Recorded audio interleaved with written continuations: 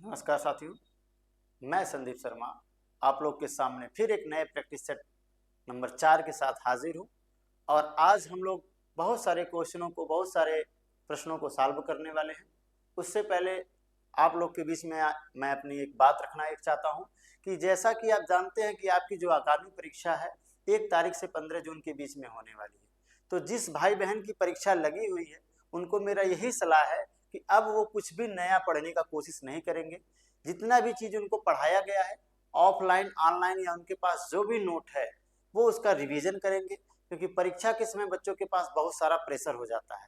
तो हमारा यही सलाह उनको ये है कि जितनी भी चीज़ों को आप पढ़े हैं उसको आप मेमोराइज करिए, उसको याद करिए, आप अपने दिल दिमाग में इस क्वेश्चन को बैठा लीजिए, जिससे आपका जो सपना है, आपको जो चितकबरी वर्दी पहनने का सपना लगा हुआ सपना आपका साकार हो जाए और आप आगे बढ़ते रहें। यही शुभकामनाएं हैं आने वाले इस परीक्षा में देने वाले सभी भाइयों और बहनों को। आइए हम लोग आज आपका जो पहला सेट चौथा सेट नंबर है इसको हम लोग देखने वाले हैं, समझने वाले हैं कि सेट में कौन कौन से सवाल हैं जो हमारे लिए बेहद इंपॉर्टेंट होने वाले हैं।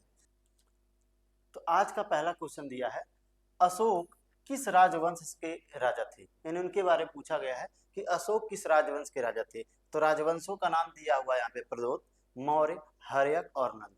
तो इसमें ऑप्शन 4 दिए हुए हैं। आप लोग जानते हैं कि अशोक का जो शासन काल रहा या जिस राजवंश से संबंधित था वो किस वंश था, मौर्य वंश था। इसलिए ऑप्शन नंबर आपका बी सही हो जाएगा, क्या आपका मौर्य वंश। याद रखिएगा, अशोक का अगर नाम पूछा जाए कि अशोक का पूरा नाम क्या है तो याद रखिएगा अशोक का पूरा नाम था प्रिय नाम दस्सी।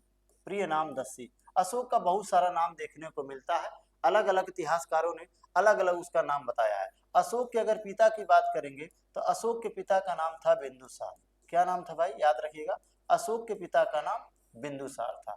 अशोक जो है कहा जाता है इनके बारे में कि अशोक ने अपने 99 भाइयों की हत्या करके क्या किया, सिंहासन को हासिल किया था। इस चीज को आप याद कर डालिएगा या समझ लीजिएगा।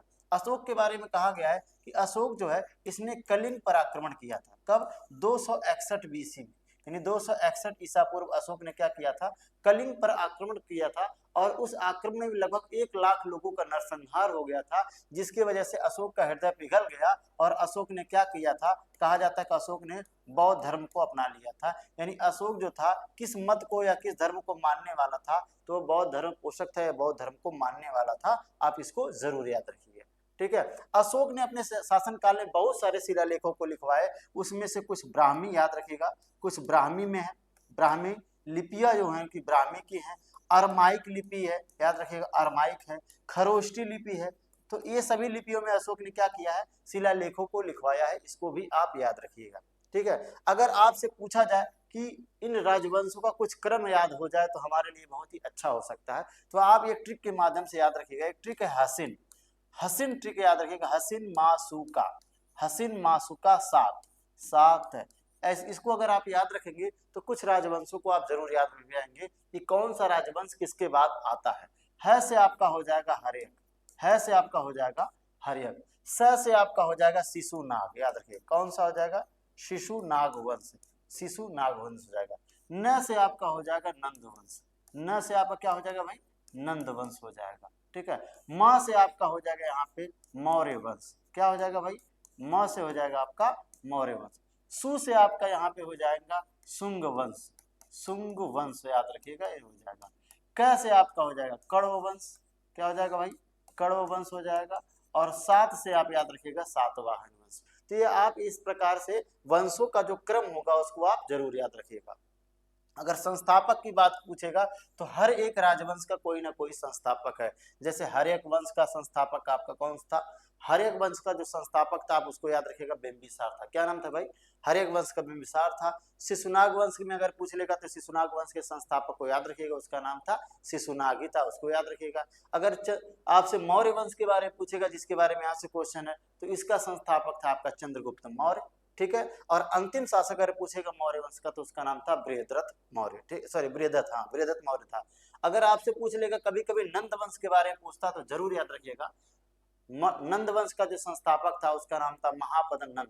क्या नाम था भाई, महापदन नंद। और अंतिम शासक था उसका क्या नाम था, घनानंद, ठीक है। तो इसको इस प्रकार से आप याद रखिएगा। बढ़ते हम लोग अगले प्रश्न की तरफ। अगला प्रश्न हमारा दिया हुआ है, अगला प्रश्न हमारा है कि जो जामा मस्जिद है उससे रिलेटेड क्वेश्चन पूछा हुआ है कि जो जामा मस्जिद है वो उसके बारे में आपसे पूछा गया है।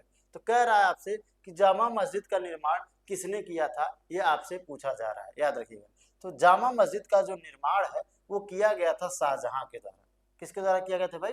शाहजहां के द्वारा। कहाँ पर अवस्थित है पूछा जाएगा तो आप बता दीजिएगा ये दिल्ली में है। कहाँ पे है भाई? दिल्ली में। जामा मस्जिद जो रेलवे स्टेशन उसी के नाम से है, आप उसको भी याद कर डालिएगा। तो दिल्ली में है आपका चांदनी चौक के पास। चांदनी चौक याद रखिएगा। दिल्ली में कहाँ पर? चांदनी चौक। चांदनी चौक के पास है आपकी जामा मस्जिद बनी हुई है।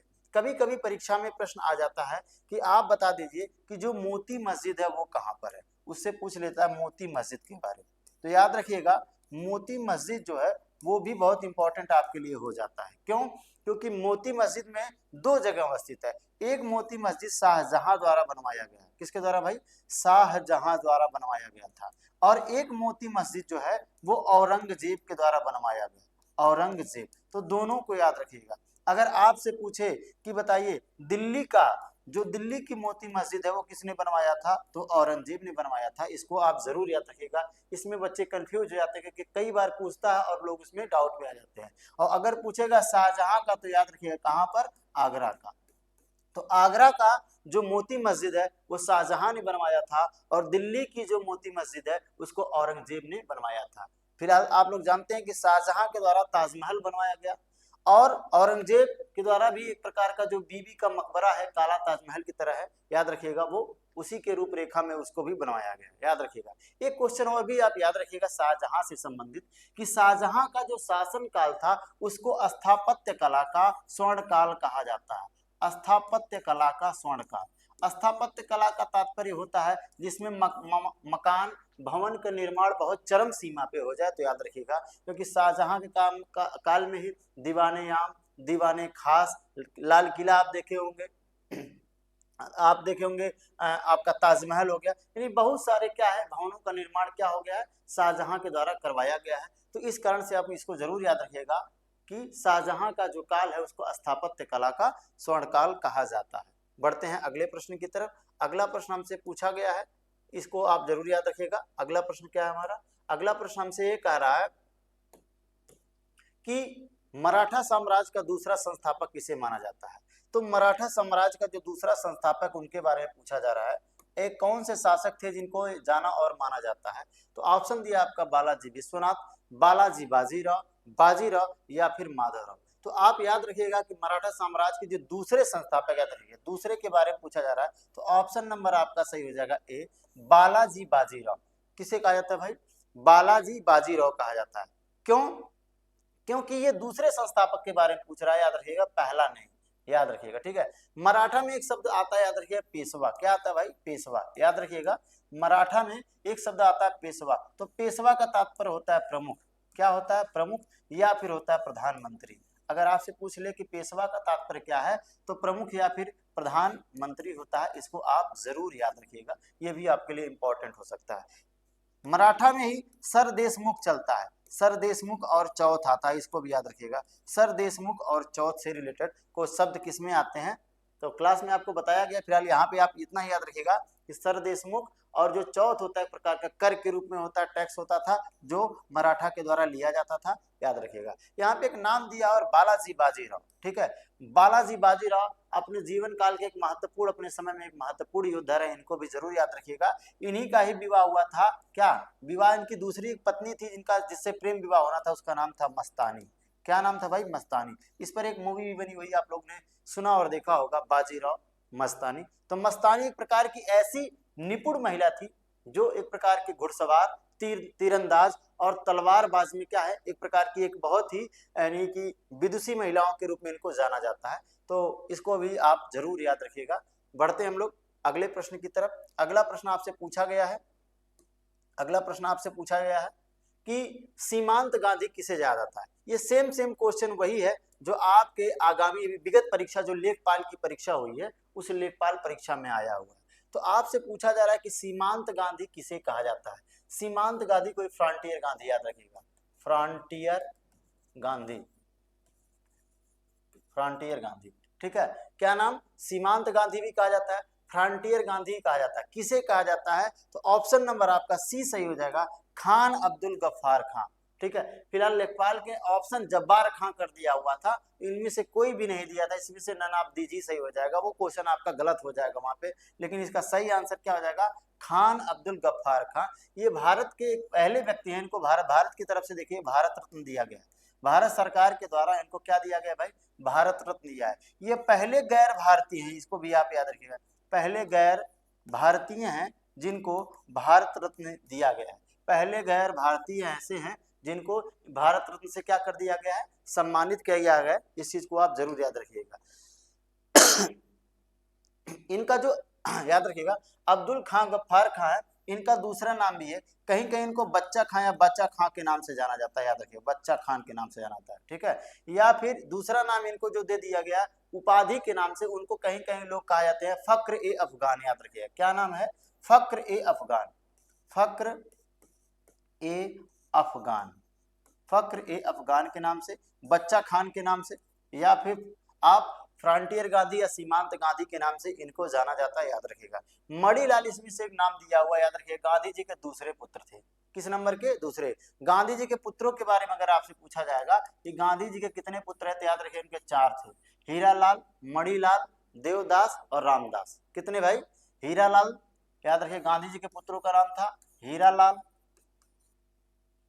मणिलाल तो लिखे हैं ऑप्शन में, एक है रामदास और देवदास, देवदास। तो पुत्रों का नाम, गांधी जी के 4 पुत्र थे, उनको भी याद रखिएगा। गोपाल कृष्ण गोखले के बारे में भी जरूर याद रखिएगा। गोपाल कृष्ण गोखले कौन है? ये गांधी जी के क्या राजनीतिक गुरु हैं, याद रखिए गांधी जी के राजनीतिक गुरु का नाम क्या था? गोपाल कृष्ण गोखले। अगर आपसे यही क्वेश्चन पूछ ले कि बताइए गोपाल कृष्ण गोखले के राजनीतिक गुरु का क्या नाम था, तो आप जानते हैं महादेव गोविंद रनाडे का नाम सुना होगा। क्या नाम है भाई? महादेव गोविंद रनाडे जो थे वो गोपाल कृष्ण गोखले के क्या है? गुरु के रूप में जाना जाता था। बढ़ते हम लोग अगले प्रश्न की तरफ। अगर आपसे पूछ लिया जाए तो इस क्वेश्चनों को आप जरूर याद रखिएगा। देखिए अगला प्रश्न आपसे पूछा जा रहा है कि वुड का डिस्पैच किससे संबंधित है? इसमें से ऑप्शन दिया गया वुड का डिस्पैच किससे है? उद्योग से, शिक्षा से, सेना से या फिर कृषि से। तो ऑप्शन नंबर आपका सही हो जाएगा बी, क्या हो जाएगा? शिक्षा से। यानी वुड का जो डिस्पैच है ये आपका एजुकेशन से, शिक्षा से संबंधित है। इसे मैग्ना कार्टा, ठीक है, अंग्रेजों का मैग्ना कार्टा, शिक्षा का मैग्ना कार्टा भी कहा जाता है, इसको भी आप याद कर डालिएगा। ठीक है, अंग्रेजों की शिक्षा का मैग्ना कार्टा किसे कहा जाता है? वुड का डिस्पैच कहा जाता है। किसके समय में आया था? याद रखिएगा डलहौजी। किसके समय?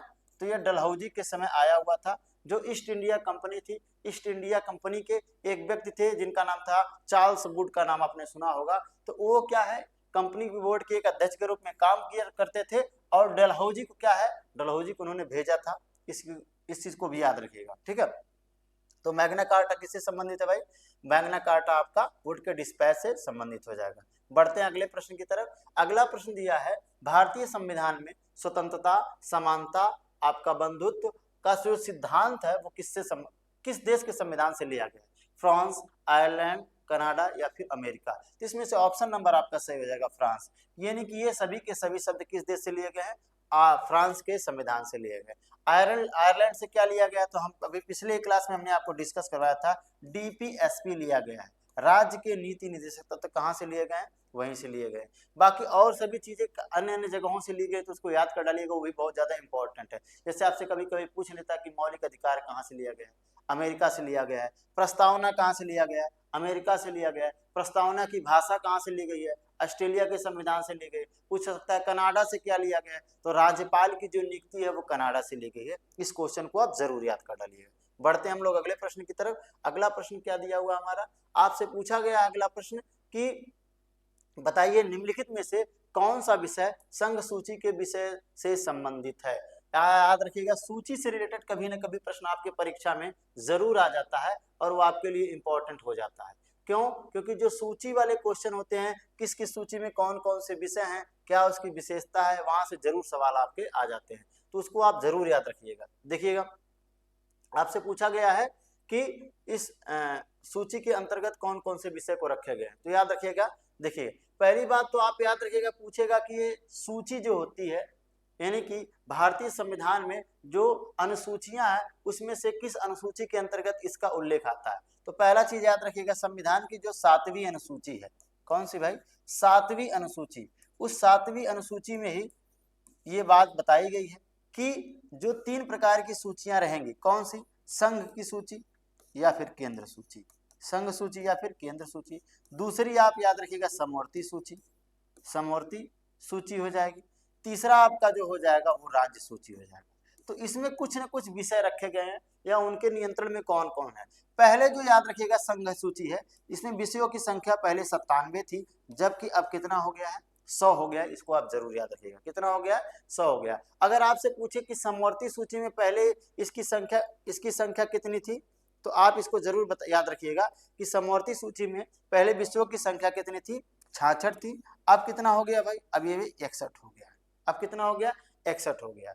राज्य सूची में बात करिएगा, राज्य सूची में जो विषयों की संख्या थी पहले कितनी थी, तो पहले थी 47, कितनी थी, 47। अब कितना हो गया, 52 हो गया। इसको आप जरूर याद रखिएगा, क्यों, क्योंकि आपके लिए बहुत ही इंपॉर्टेंट हो जाता है कि किस सूची में कौन कौन से विषय और कितने विषय हैं। विषयों की हम कुछ बात कर लेते हैं। अगर संघ सूची की बात करेगा तो इसमें वायुयान, परिवहन, परमाणु, बैंकिंग, ये सब सेक्टर क्या हो जाते हैं, संघ सूची के विषय के अंतर्गत आते हैं। समवर्ती की अगर बात करेगा तो आप याद रखिएगा, शिक्षा हो जाएगा, वन हो जाएगा, आपका स्वास्थ्य से संबंधित जो कुछ चीजें होती है वो आ जाएंगे आपके किसमें, समवर्ती में। जो आपका जो विवाह विच्छेद होता है, तलाक यानी कि आपका दत्तक ग्रहण होता है, ये सभी समवर्ती सूची के अंतर्गत आ जाएंगे। बाकी राज्य सूची में क्या आ जाएगा, तो राज्य सूची में देख लीजिए यहीं पे आपका है, आपका जो सार्वजनिक स्वास्थ्य हो जाएगा राज्य के अंतर्गत, कृषि राज्य में आ जाएगा, पुलिस आपका भी राज्य के अंतर्गत आ जाएगा। हमारा क्वेश्चन क्या पूछा है, संघ सूची के विषय में भाग है, तो याद रखिएगा ऑप्शन नंबर ए से हो जाएगा बैंकिंग। कौन सा से हो जाएगा भाई, बैंकिंग हो जाएगा। बढ़ते हैं हम लोग अगले प्रश्न की तरफ। अगला प्रश्न आप सबको दिया गया है, क्या पूछा गया है आपके अगले प्रश्न में, तो देखिएगा हमारा अगला प्रश्न पूछ रहा है कि निम्नलिखित में से किस राज्य ने सर्वप्रथम पंचायती राज अपनाया है।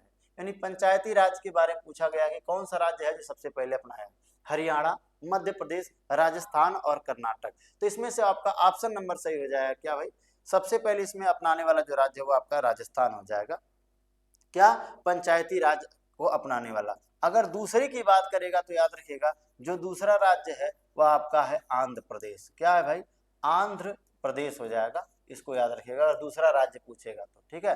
पंचायती राज जो है ये किस समिति बनी थी, तो याद रखिएगा जो पंचायती राज ये समिति बनाई गई थी ये किसके सुझाव पर बनाया गया था, तो बहुत आसान सा प्रश्न है, कई बार परीक्षा में आपके आ चुका है, तो आप इसको याद रखिएगा, बलवंत राय मेहता, बलवंत राय मेहता, बलवंत राय मेहता की समिति पर त्रिस्तरीय जो पंचायती राज व्यवस्था है उसका उल्लेख किया गया है। तो इस क्वेश्चन को आप जरूर याद कर डालिएगा, आपके लिए बहुत इंपॉर्टेंट है। सन के बारे में पूछ सकता है तो सन भी बता दीजिएगा, 2 अक्टूबर 1959 को क्या है इसको जोड़ा अपनाया गया था।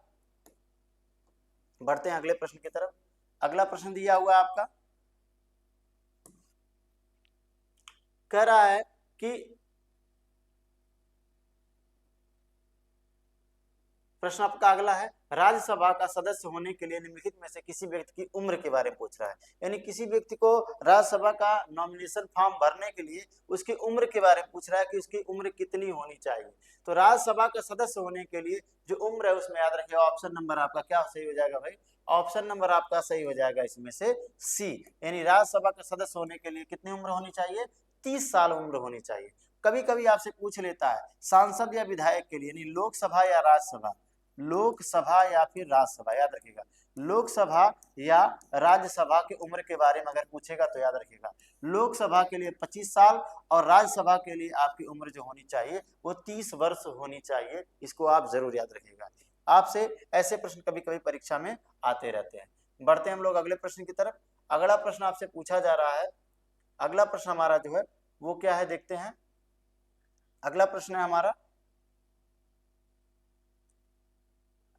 कल्याणकारी राज्य संबंधी विचारों किसमें लिए गए। यानी आपसे पूछा जा रहा है कि आपको पिछले क्वेश्चन में एक बार बताया गया था कि जो कल्याणकारी यानी राज्य चाहती है कल्याणकारी राज्य की स्थापना करना, जिसमें राज्य के नीति निर्देशक तत्व में आपको समझाया गया है कि हर एक राज्य की मानसिकता होती है, हर एक देश के राज्य की मानसिकता यही होती है कि अपने लोग कल्याणकारी राज्य की स्थापना करेगा। तो इसमें से आपका ऑप्शन नंबर सही हो जाएगा बी, यानी राज्य संबंधी नीति निर्देशक तत्व जो सिद्धांत होते हैं ये क्या होते हैं, एक लोक कल्याणकारी राज्य के लिए अपनाए गए या बनाए गए। तो इसका ऑप्शन नंबर आपका क्या सही हो जाएगा, बी सही हो जाएगा।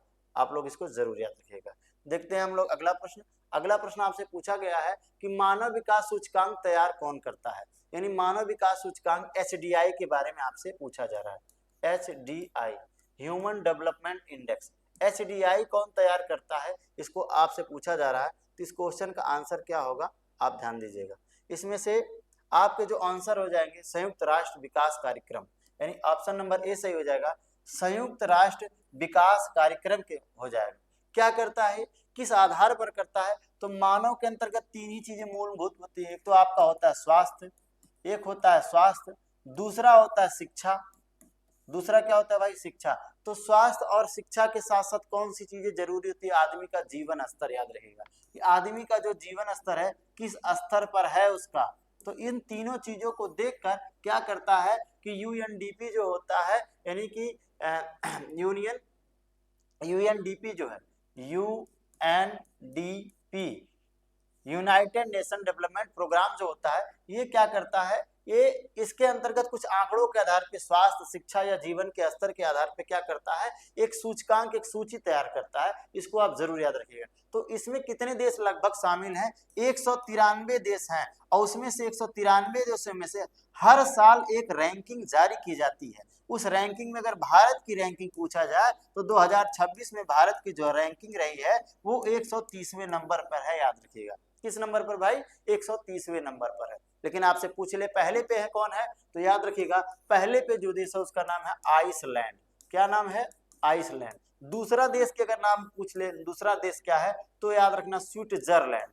क्या नाम है भाई, दूसरे देश का नाम है स्विट्जरलैंड। और तीसरे का अगर नाम आपसे पूछेगा तो नाम लिख दीजिएगा आप लोग नार्वे। तो पहला आइसलैंड, स्विट्जरलैंड और नार्वे हो जाएगा। इसको आप जरूर याद कर डालिएगा। बढ़ते हम लोग अगले प्रश्न की तरफ। अगला प्रश्न हमारा क्या है, अगला प्रश्न दिया है कि अनुपात के अनुसार बैंकों को अपनी जमा राशि का एक अंश रिजर्व बैंक के पास रखना होता है।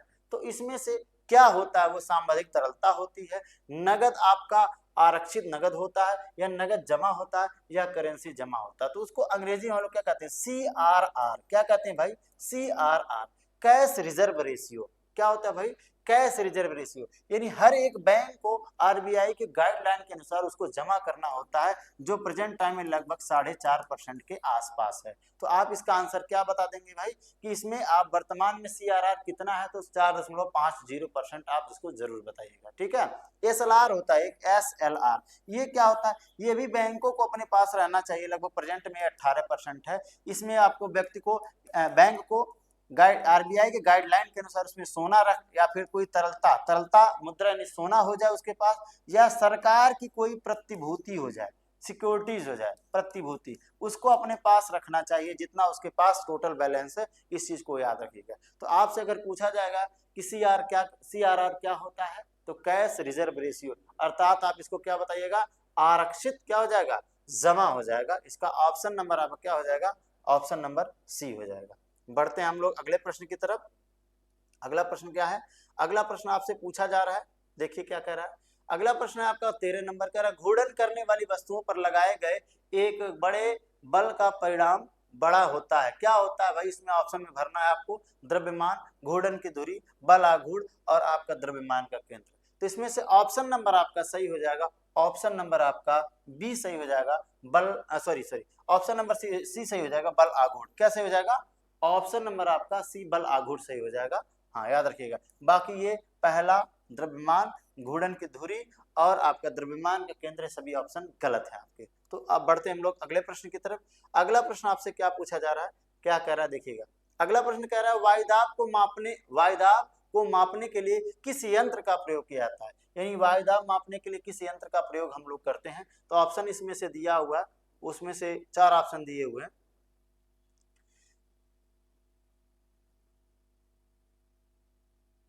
एमिनोमीटर, बैरोमीटर, हाइग्रोमीटर या फिर थर्मामीटर।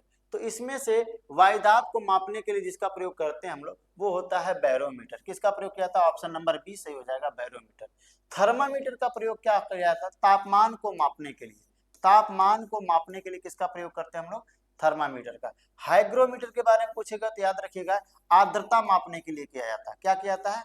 आर्द्रता मापने के लिए हाइग्रोमीटर का प्रयोग किया जाता है। इसको आप जरूर याद रखिएगा। और बाकी ये वायु पवन के जो पवन का वेग होता है, पवन दाब यानी हवा, उसको मापने के लिए क्या किया जाता है? एमिनोमीटर का प्रयोग किया जाता है। तो वायु के लिए एमिनोमीटर और वायुदाब के लिए अगर पूछेगा तो आप बता दीजिएगा बैरोमीटर। इसको जरूर याद रखिएगा। बढ़ते हैं अगले प्रश्न की तरफ। अगला प्रश्न क्या कह रहा है? कह रहा है निम्नलिखित में से कौन सा एक प्रभावी अग्निशामक है? अग्निशामक का तात्पर्य जो अग्निशामक यंत्रों में यानी आग को बुझाने के लिए प्रयोग किया जाने वाला होता है। आर्गन, हैलोजन, हैलोन्स और या फिर हीलियम होता है। तो याद रखिएगा उसमें आपका आर्गन और आपके हीलियम दोनों भी प्रयोग किए जाते हैं, लेकिन सबसे ज्यादा आप याद रखिएगा ऑप्शन नंबर ए सही हो जाएगा, आर्गन। यानी आर्गन सबसे ज्यादा मात्रा में प्रयोग किया जाता है। इसको आप जरूर याद रखिएगा, ठीक है। हैलोजन एक प्रकार का, आप आवर्त सारणी में समूह 17 पढ़े होंगे, इसमें से आपको मिलता है कि इसमें से कौन कौन से तत्व आते हैं। तो हैलोजन जो समूह में होते हैं इसमें क्लोरीन आप पढ़े होंगे, ब्रोमीन पढ़े होंगे, आयोडीन पढ़े होंगे। यानी नॉन मेटल वाले तत्व क्या होते हैं? हैलोजन में ही होते हैं। हीलियम आपको पता है एक हल्की गैस होती है जो वायुयान के टायरों में क्या होती है? भरी जाती है। इसको आप जरूर याद कर डालिएगा। बढ़ते हैं अगले प्रश्न की तरफ। अगला प्रश्न आपसे पूछा क्या जा रहा है, देखते हैं। तो अगला प्रश्न क्या कर रहा है? अगला प्रश्न कर रहा है निम्नलिखित में से कौन सा जल में घुलने वाला विटामिन है? विटामिन से रिलेटेड है। तो याद रखिएगा विटामिन भाई दो प्रकार के होते हैं। कितने प्रकार के? दो प्रकार के। तो एक आपका घुलता है किसमें? वसा में, और एक घुलता है जल में। तो जल में घुलता हुआ आपका बी और सी होता है। कौन होता है? बी और सी। और वसा में क्या घुलता है? ए, डी, ई और के। ए, डी, ई और के। याद रखिएगा ए, डी, ई और के चार विटामिन ऐसे होते हैं जो वसा में घुलते हैं, और जो जल में घुलता है वो बी और सी। तो आपसे पूछा क्या जा रहा है कि जल में घुलने वाला विटामिन बताइए। तो जल में घुलने वाला जो विटामिन है वो विटामिन आपका क्या हो जाएगा? सी। क्या हो जाएगा भाई? सी हो जाएगा। विटामिन सी पाया किस में जाता है? तो जो खट्टे फल होते हैं याद रखिएगा उसमें। किसमें पाए जाते हैं? खट्टे फल में। अब खट्टे फल में कौन कौन से फल आते हैं? तो खट्टे फल में आपका आता है नारंगी, खट्टे फल में आपका आता है संतरा, खट्टे फल में आपका आता है मौसमी, खट्टे फल में आपका क्या आ जाएगा? खट्टे फलों में आप नींबू भी याद रखिएगा, नींबू आ जाएगा। आप हरा मिर्च भी याद रखिएगा। हरा मिर्च जो होता है इसमें भी क्या होता है? इसमें भी आपका विटामिन सी पाया जाता है। बाकी जितने भी खट्टे फल होते हैं उसमें विटामिन सी पाया जाता है। इस चीज को आप जरूर याद कर दीजिएगा, ठीक है। बाकी विटामिन ए, विटामिन के, विटामिन डी नहीं, आप ये केवल विटामिन सी याद रखिएगा, क्योंकि जल में घुलने वाला विटामिन यही है। बढ़ते हैं अगले प्रश्न की तरफ। अगला प्रश्न क्या पूछा जा रहा है हमसे, देखते हैं। अगला प्रश्न कहा जा रहा है कि बताइएगा मायोपिया जो होता है आंखों का दोष है, जिसे क्या कहते हैं? यानी अगर इंग्लिश को वर्जन भी अगर आपको नहीं याद है, इंग्लिश के बारे में नहीं पता है, तो भी आप कर ले जाएंगे। जैसे एक बार परीक्षा में आया था क्षोभ मंडल के बारे में, और लोगों को उसका इंग्लिश वर्जन नाम ही नहीं आता था, ट्रोपोस्फियर, और लोगों ने उसका आंसर गलत कर दिया था। तो याद रखिएगा मायोपिया जो होता है इसको निकट दृष्टि दोष के नाम से जानते हैं। किस नाम से? निकट दृष्टि दोष के नाम से जानते हैं। ऑप्शन नंबर इसमें क्या सही हो जाएगा? बी सही हो जाएगा, ठीक है। रतौंधी क्या होता है? रतौंधी एक प्रकार की बीमारी होती है, आपको पता है। इसको नाइट ब्लाइंडनेस के नाम से जानते हैं, जरूर याद रखिएगा। नाइट ब्लाइंडनेस क्या होता है? नाइट ब्लाइंडनेस के नाम से किसे जाना जाता है? रतौंधी को जाना जाता है। इसको जरूर याद रखिएगा, ठीक है। बढ़ते हैं अगले प्रश्न की तरफ। अगला प्रश्न हमसे क्या पूछा जा रहा है? अगला प्रश्न दिया हुआ है कि रेशम के कीड़े किस पर पाले जाते हैं? यानी जो रेशम का कीड़ा होता है वो किस पर पाला जाता है, ये आपसे पूछा जा रहा है। तो इसको आप जरूर याद रखिएगा कि जो रेशम के कीड़े होते हैं वो शहतूत के पत्ते पर पाले जाते हैं। और शहतूत के पत्ते को क्या कहते हैं भाई हम लोग? शहतूत के पत्ते को मलबरी या शहतूत के पत्ते कहते हैं। क्यों? क्योंकि इस पर कोकून का नाम सुने होंगे। ये कीड़े जो होते हैं अपने मुंह से एक प्रकार का तरल चिपचिपा पदार्थ निकालते हैं जो कोकून का निर्माण करता है, और उसी से क्या होता है? रेशम बनाया जाता है। तो इसको याद रखिएगा आप, क्या होता है कि मलबरी यानी कि शहतूत के पत्ते पर ही इसको पाला जाता है। बढ़ते हैं अगले प्रश्न की तरफ। क्वेश्चन नंबर हमारा अगला है क्वेश्चन नंबर 19। क्या कह रहा है? क्वेश्चन नंबर 19 कह रहा है कि कितने गीगाबाइट एक पेंटाबाइट के बराबर होता है? तो याद रखिएगा ये क्वेश्चन अक्सर आता रहता है कि इसको मेमोरी के कोड को बदलने के लिए, क्योंकि बाइनरी संख्या क्या होती है 0 और 1 के माध्यम से होती है, और इसका जो ट्रेंडिंग चलता है आपको पता है 10-24 के माध्यम से ही चलता है। ठीक है, तो आपसे केबी के बारे में पूछेगा, केबी का मतलब किलोबाइट, केबी का मतलब क्या हो जाएगा किलोबाइट। तो अगर आपसे पूछ ले कि इसमें से कौन कौन किसके माध्यम से आता है या किसको गिना जाता है कैसे, तो आप इसको याद रखिएगा, मैं आपको बता देता हूँ। देखिए जैसे आपसे पूछ लेगा सबसे पहले बाइट, बाइट कितने बाइट बराबर 1 केबी होता है, कितने बाइट बराबर 1 केबी होता है, तो इसको आपको याद रखना पड़ेगा। क्यों? क्योंकि ये बाइट वाले सवाल जो आपके परीक्षा में आते हैं ये अक्सर आते हैं और लोग इसको क्या करते हैं भूल जाते हैं। तो 1 बाइट बराबर होता है 8 बिट, कितना होता है 1 बाइट बराबर होता है 8 बिट, यहाँ से याद रखेंगे। अब यहाँ से फिर बाइट के बारे में केबी से याद रखिएगा, 1 केबी पूछ लेगा तो 1 केबी बराबर 1024, 1024 यानी 1024 क्या हो जाएगा, आपसे पूछा है। केबी का मतलब होता है किलोबाइट, केबी का मतलब हो जाएगा किलोबाइट, और 1024 क्या लिख देंगे यहाँ पे बाइट लिख लेंगे, 1024 हो जाएगा। फिर केबी के बाद आप एमबी याद रखिएगा, एमबी, एमबी 1 एमबी बराबर क्या हो जाएगा 1024, 1024 क्या हो जाएगा केबी हो जाएगा, किलो बाइट केबी हो जाएगा, क्या हो जाएगा भाई केबी हो जाएगा, किलो बाइट हो जाएगा। एमबी के बाद क्या आता है भाई, एमबी के बाद आता है जीबी, 1 जीबी बराबर क्या हो जाएगा, तो 1024 क्या हो जाएगा एमबी, एमबी याद रखिए क्या हो जाएगा एमबी। अगर आपसे जीबी के बाद पूछ लेगा कि टीबी आता है, जीबी के बाद क्या आता है टीबी यानी टेराबाइट, तो 1 टीबी बराबर क्या हो जाएगा 1024 क्या हो जाएगा ये जीबी हो जाएगा, इसको याद रखिएगा। फिर आपका आ जाएगा 1 पीटी यानी पेंटाबाइट बराबर कितना हो जाएगा, तो 1024 टीबी हो जाएगा, कितना हो जाएगा टीबी हो जाएगा। तो आपसे पूछा गया रहा है कि 1 पेंटाबाइट, पेंटाबाइट कह रहा है कितने गीगाबाइट के बराबर हो जाएगा, तो इसका आंसर क्या हो जाएगा आप देख लीजिए। अब पेंटाबाइट में कितना होता है, 1 1024 क्या होता है टीबी होता है। अब पूछा क्या जा रहा है तो आपका गीगा, तो इसके 10 में 10 में क्या हो जाएगा इसका गुणा हो जाएगा, तो ऑप्शन नंबर आप क्या सही हो जाएगा, ऑप्शन नंबर आपका डी सही हो जाएगा। बढ़ते हैं अगले प्रश्न की तरफ। अगला प्रश्न आपसे क्या पूछा गया है, अगला प्रश्न पूछा गया क्वेश्चन नंबर 20, कह रहा है दुनिया में सबसे बड़े मुहाने का मैग्रोव वन कहाँ पे पाया जाता है, मैग्रोव वन के बारे में पूछा गया है। तो जो मैग्रोव वन होते हैं मिलते कहाँ पे, पश्चिम बंगाल का जो सबसे फेमस आपका राष्ट्रीय उद्यान सुंदरबन डेल्टा का जो क्षेत्र है सुंदरबन, याद रखिएगा। सुंदरी के वृक्ष बहुत ज्यादा यहाँ पे क्या मिलते हैं पाए जाते हैं, कौन से वृक्ष, सुंदरी के पेड़ पाए जाते हैं, और इसका मुहाना जो है कि बड़ा है सुंदरी वन, याद रखिए सुंदरी के पेड़ पाए जाते हैं। यहाँ पे जो टाइगर भी पाए जाते हैं, कौन सा, royal Bengal tiger, royal Bengal tiger, tiger royal Bengal tiger होता है यहाँ पे पाया जाता है, इसको आप जरूर याद रखिएगा। कहाँ पर, पश्चिम बंगाल में, कहाँ पर पाया जाता है पश्चिम बंगाल। नंदा देवी और फूलों की घाटी के बारे में पूछेगा तो याद रखना ये यूके में है आपका, कहाँ पर है उत्तराखंड में है, कहाँ पर भाई उत्तराखंड में। मानस वन्यजीव अभयारण्य जो एक सिंह गैंडे के लिए प्रसिद्ध है ये आपका असम में पाया जाता है, कहाँ पर असम में पाया जाता है, इसको भी आप जरूर याद रखिएगा। केवला देव के बारे में अगर पूछेगा कि केवला देव कहाँ पाया जाता है, तो केवला देव प्रकार का आपका वन्यजीव अभयारण्य है जो भरतपुर राजस्थान में पाया जाता है, याद रखिए कहाँ पर, भरतपुर राजस्थान, भरतपुर राजस्थान में पाया जाता है। ठीक है, बढ़ते हैं अगले प्रश्न की तरफ। अगला प्रश्न हमारा क्वेश्चन नंबर 21 क्या पूछा जा रहा है, हमसे ये पूछा जा रहा है कि ओजोन परत के क्षरण के का क्या कारण हो सकते हैं, उसके क्षरण के बारे में पूछ रहा है। यानी जो क्षरण का तात्पर्य ये है कि जो ओजोन परत है उसकी मोटाई कम कैसे होती चली जा रही है।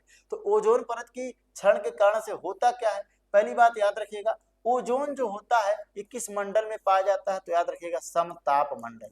किस मंडल में पाया जाता है भाई, समताप मंडल में पाया जाने वाला है। 15 से 35 किलोमीटर की ऊंचाई पे आता है, यह पाया जाता है। और ओजोन परत की जो मोटाई होती है याद रखना, अगर आपसे पूछ ले किसमें मापा जाता है तो डॉप्सन में, किसमें मापा जाता पूछेगा तो O3 बता दीजिएगा। ऑप्शन पूछा है प्रश्न में कि क्षरण के कारण क्या होता है, तो त्वचा का कैंसर होता है, ऑप्शन नंबर आप डी सही लगा दीजिएगा कि ओजोन परत के कारण से क्या होता है, व्यक्तियों में त्वचा में खुजली, चर्म रोग वाली समस्या या फिर त्वचा कैंसर हो सकता है, ऐसी समस्याएं ओजोन परत की वजह से हो सकती हैं। बढ़ते हैं आज के अगले प्रश्न की तरफ, कह रहा है मोनालिसा के बारे में पूछा है। आप लोगों ने बहुत सारे बार मोनालिसा का नाम सुना होगा, एक प्रकार का ये पेंट का एक चित्र है, एक महिला का एक चित्र है जो बनाया गया है किसके द्वारा, तो याद रखना लियोनार्डो दा विंची के द्वारा, लियोनार्डो दा विंची, इस व्यक्ति के द्वारा इसको बनाया गया था। फ्रांस के एक राजा थे, उस फ्रांस के राजा को 4000 सिक्कों में इसने बनाकर बेचा हुआ था। 4000 सिक्कों में क्या हुआ था, बेच दिया गया था। 1962 में अगर देखा जाए तो इसकी जो वैल्यू थी लगभग 850 करोड़ के आसपास उसी समय थी, 850 करोड़ उस समय थी। प्रेजेंट टाइम में अगर देखा जाएगा तो लगभग वर्तमान में जो इसकी कीमत हो गई है लगभग 7000 करोड़ रुपए के आसपास है। ये वस्तु ऐसी है, यानी एक ऐसी पेंटिंग है जिसको नीलाम नहीं किया गया है, लेकिन इसका मूल्य आंका जा रहा है तो लगभग 7000 करोड़ क्या है, इसकी वैल्यू बताई जा रही है। याद रखिएगा, जो कहाँ पे वर्तमान में है मोनालिसा की पेंटिंग, तो फ्रांस के एक संग्रहालय में इसको रखा गया है। कहाँ पर रखा गया भाई, फ्रांस के एक संग्रहालय में इसको रख दिया गया। हम आते हैं अपने क्वेश्चन पर, कह रहा है मोनालिसा को पेंट किया गया था किस पर, पत्थर पर, लकड़ी पर, कागज पर, धातु की चादर पे। तो ऑप्शन नंबर बी सही हो जाएगा, वो एक लकड़ी पर बनाया गया था चित्र, जो कि बहुत ही ज्यादा खूबसूरत और एक अच्छा था। लियोनार्डो विंची जो था ये बहुत ही व्यक्ति क्या है, कुशल कारीगर था, एक बहुत ही बड़ा विद्वान व्यक्ति था, जिसने इसको क्या कहते हैं, इस चित्र को बनाया, यानी कि चित्र को बनाने का कार्य किया था, गढ़ने का कार्य किया था। बढ़ते हैं अगले प्रश्न की तरफ। अगला प्रश्न हमसे पूछा गया है, देखते हैं क्या पूछा जा रहा है। कह रहा है राष्ट्रीय सुरक्षा परिषद का अध्यक्ष कौन होता है। तो याद रखिएगा, राष्ट्रीय सुरक्षा परिषद के बारे में पूछा जाएगा कि इसका कौन होता है, तो इसके अध्यक्ष का जो होते हैं वो राष्ट्रपति होते हैं, प्रधानमंत्री होते हैं, गृह मंत्री होते हैं, रक्षा मंत्री। तो ऑप्शन नंबर आपका बी सही हो जाएगा, कौन, प्रधानमंत्री। यानी राष्ट्रीय सुरक्षा परिषद का जो अध्यक्ष होता है वो कौन होता है भाई, प्रधानमंत्री होता है। इसको आप जरूर याद रखिएगा। अगला प्रश्न क्यों, अच्छा आपसे पूछ ले कभी कि राष्ट्रीय सुरक्षा परिषद कब किस समय बना, तो अटल बिहारी वाजपेयी के समय में इसका गठन किया गया था। इसको याद रखिएगा, कब, 1998 में, 1998 में। ठीक है, बढ़ते हैं अगले प्रश्न की तरफ। अगला प्रश्न दिया है कि मनुष्य के शरीर में पसलियां कितनी जोड़ी होती हैं। पसलियों के बारे में, रिप्स के बारे में पूछा गया, कितनी जोड़ी होती है। तो याद रखिएगा, पसलियों की संख्या जो होती है टोटल कितनी होती है, 10, 12, 12, 10, 14 या 11 होती है। तो इसमें से ऑप्शन नंबर आपका सही हो जाएगा ए, 12 जोड़ी। यानी 12 जोड़ी का तात्पर्य कितना हो जाएगा, यानी 24 पसलियां होती हैं। कितनी होती है भाई, 24 होती हैं पसलियों की संख्या। पसलियां काम क्या करती हैं, तो जो पसलियां होती हैं हमारे शरीर में हृदय को या फिर फेफड़े को, हृदय को या फिर फेफड़े को क्या करने का काम, सुरक्षा प्रदान करने का काम करती हैं। याद रखिएगा, किसका, हृदय और फेफड़े को क्या करते हैं, सुरक्षा प्रदान करने का कार्य करते हैं। अगला प्रश्न देखते हैं क्या पूछा जा रहा है हमसे। अगला प्रश्न, तो अगला प्रश्न क्वेश्चन नंबर 25 क्या कह रहा है कि मानव शरीर में सबसे मजबूत मांसपेशियां कहाँ पाई जाती हैं। बहुत ही अच्छा प्रश्न है, इसको याद रखिएगा। तो मानव शरीर में सबसे मजबूत जो मांसपेशियां होती हैं वो हमारे जबड़े में पाई जाती है। ऑप्शन नंबर आपका ए सही हो जाएगा, कहाँ पर, जबड़े में। याद रखिएगा, मानव शरीर में सबसे मजबूत मांसपेशियां मानव के जबड़े में पाई जाती हैं। इसको आप जरूर याद रखिएगा। बढ़ते हैं अगले प्रश्न की तरफ। अगला प्रश्न क्या पूछा जा रहा है, अच्छा आपसे पूछ ले सबसे मुलायम कहाँ पाए जाएंगे। तो याद रखना, सबसे जो मुलायम वाली मांसपेशियां होती है कान में पाई जाती है। कहाँ पर, कान में। अगला प्रश्न क्या कह रहा है हमसे कि मानव शरीर के पाचन का अधिकांश अंग किसमें संपन्न होता है। यानी मानव शरीर में जो भी चीज खाते पीते हैं उसका पाचन, उसका डाइजेस्टिव कहाँ पे होता है, पेंक्रियाज में, बड़ी आंत में, छोटी आंत में या फिर आमाशय में। तो उसका ऑप्शन नंबर सही हो जाएगा छोटी आंत। कहाँ पर हो जाएगा, छोटी आंत, यानी ऑप्शन नंबर सी सही हो जाएगा। ठीक है, छोटी आंत में, यानी मानव के अंग में पूछ रहा तो आप इसको बताइएगा छोटी आंत। छोटी आंत नाम ही केवल है, लेकिन छोटी आंत लंबाई में बड़ी आंत से लंबी होती है। इसको आप जरूर याद कर डालिएगा। बढ़ते हैं अगले प्रश्न की तरफ। अगला प्रश्न क्या पूछा जा रहा है, अगला प्रश्न कह रहा है कि लार में निम्नलिखित में से किसमें पाचन के सहयोग करता है, स्टार्च, प्रोटीन, रेशे और वसा। देखिए, भोजन का पाचन जो होता है हमारे मुंह से ही होना शुरू हो जाता है, लेकिन इसमें कह रहा है कि किसके पाचन में सहयोग करता है। तो इसका ऑप्शन जो सही हो जाएगा, ऑप्शन नंबर है स्टार्च। किसमें हो जाएगा, स्टार्च में। याद रखिएगा, जो लार होता है हमारे मुंह से हमारे 1 से लेकर लगभग कितना, 1.5 लीटर प्रतिदिन क्या होता है, लार का स्राव होता है। लार में बहुत सारे एंजाइम पाए जाते हैं। लार पूछा जाए कि लार में कितनी लार, हमारे मुंह में कितनी लार की जोड़ियां या ग्रंथियां होती हैं। तो याद रखिएगा 3 जोड़ी। कितनी होती हैं, 3 जोड़ी लार ग्रंथियां पाई जाती हैं। तीनों में भी याद रखना कम से कम, पहला जो होता है उसका नाम है पैरोटिक, पहली ग्रंथि का नाम क्या हो जाएगा, पैरोटिक। दूसरा आप याद रखिए मैंडीबुलर, क्या नाम हो जाएगा, मैंडीबुलर। और तीसरे का नाम याद रखिएगा सबलिंगुअल, सबलिंगुअल, लिंगुअल। तो 3 जोड़ी क्या होती हैं, ग्रंथियां पाई जाती हैं। जो पैरोटिक को याद रखिएगा, जो पैरोटिक होता है हमारे कान के पास यहाँ पे जो लाल ग्रंथियां पाई जाती है पैरोटिक उसी का ही नाम होता है। देखते हैं आज का फिर अगला प्रश्न, क्वेश्चन नंबर 27 हमसे क्या पूछा जा रहा है। तो क्वेश्चन नंबर जो 27 है वो क्या है, कह रहा है एंजाइम क्या है। एंजाइम के बारे में बहुत ही बढ़िया प्रश्न है, कह रहा है एंजाइम क्या है। तो एंजाइम एक विटामिन है, बैक्टीरिया, बायो उत्प्रेरक है या फिर वायरस है। तो एंजाइम जो होता है, एंजाइम एक प्रकार का बायो उत्प्रेरक होगा। क्या होगा, उत्प्रेरक होगा, यानी एक प्रकार का ऐसा तत्व या प्रदान होता है जो हमारे शरीर में क्या करता है, हमारे शरीर में जो बिना खुद किसी शरीर में बदले हुए रासायनिक जो पदार्थ होते हैं उनकी क्रिया के दर को बढ़ाने का कार्य करता है। यानी ऐसा सीधा सीधा कह लीजिए कि रासायनिक क्रियाओं के दर को क्या कर देना है, तेजी के साथ बढ़ाने का जो कार्य करेगा वो आपका एंजाइम होता है, जो इसे हम लोग क्या कहते हैं, बायो उत्प्रेरक कहते हैं। बढ़ते हैं अगले प्रश्न की तरफ। अगला प्रश्न जो है हमारा क्या पूछा जा रहा है, क्वेश्चन नंबर 29 कह रहा है आपसे कि जो मानव है, मानव शरीर की सबसे अगला प्रश्न आपका, हाँ, मानव शरीर की सबसे बड़ी ग्रंथि के बारे में पूछा जाएगा, कौन सी है, यकृत है, अग्न्याशय है, अवटु है या फिर अमाशय है। तो मानव शरीर की जो सबसे बड़ी ग्रंथि है उसका ऑप्शन नंबर से हो जाएगा क्या, ए, यकृत। याद रखिएगा, मानव शरीर की जो सबसे बड़ी ग्रंथि है वो आपकी यकृत है। अग्न्याशय क्या है, दूसरी बड़ी ग्रंथि है जो कि प्रकार की मिश्रित ग्रंथियों के श्रेणी में आता है, इसको भी आप जरूर याद रखिएगा। ठीक है, आज का हमारा अंतिम प्रश्न जो दिया हुआ है, देखते हैं अंतिम प्रश्न क्या पूछा जा रहा है। कह रहा है फंक ने निम्नलिखित में से किसका आविष्कार किया था।